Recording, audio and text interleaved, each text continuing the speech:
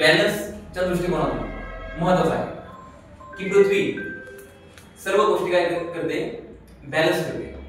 अशा दृष्टिकोनात एक चॅप्टर आहे. तर आपल्या भारतामध्ये म्हणजे आशिया खंडामध्ये 3 ऋतू प्रामुख्याने आपल्याला पाहायला मिळतात. पहिला कुठला आहे? उन्हाळा, पावसाळा आणि त्यानंतर हिवाळा तिसरा.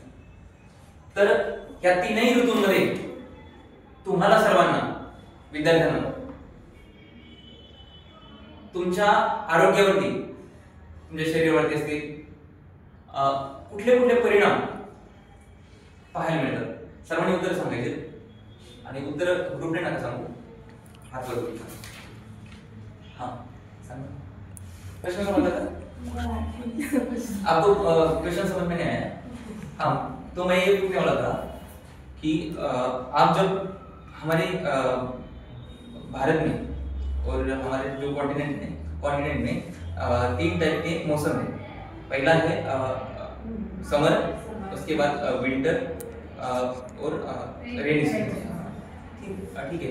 ये तीनों सीजन में आप जब घर से बाहर निकलते हो, आप जाते हो घर से बाहर, तब आपको हेल्थ के कौन से इश्यूज आपको फेस करने पड़ते? उन्हाळ्यामध्ये खूप ऊन असल्यामुळे डिहायड्रेशन होऊ शकतं, त्याच्यामुळे चक्कर वगैरे येऊ शकते. हिवाळ्यामध्ये स्किन ड्राय होते.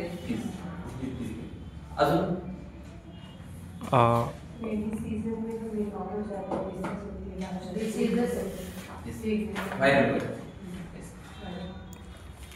तर बाहेरच्या वातावरणाचा आपल्यावरती काहीतरी परिणाम होतात आपल्या मनुष्य.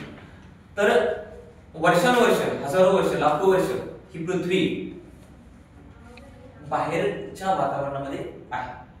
तर त्या वातावरणाचा त्या पृथ्वीवरती काहीतरी परिणाम होतो. तर मी तुम्हाला काही फोटोज दाखवतो. तर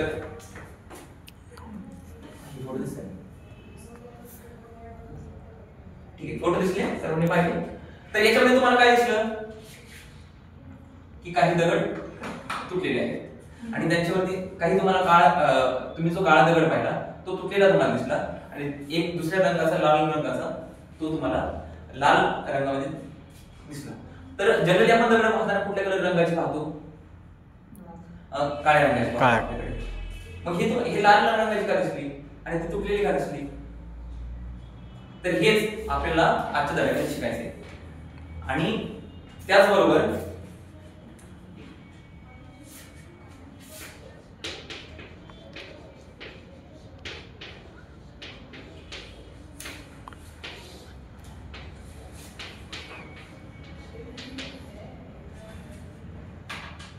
तर आपल्या 9वीच्या भूगोलाच्या पाठ्यपुस्तकामध्ये बाह्य प्रक्रिया भाग 1 नावाचा धडा आहे आणि त्याच्या माध्यमातून आपल्याला पृथ्वीवरती किंवा पृथ्वीच्या पृष्ठभागावरती ऊन, वारा, पाऊस या तीनही घटकांचा काय परिणाम होतो याच्याबद्दलची आपल्याला माहिती घ्यायची, त्याच्याबद्दल आपल्याला शिकायचं.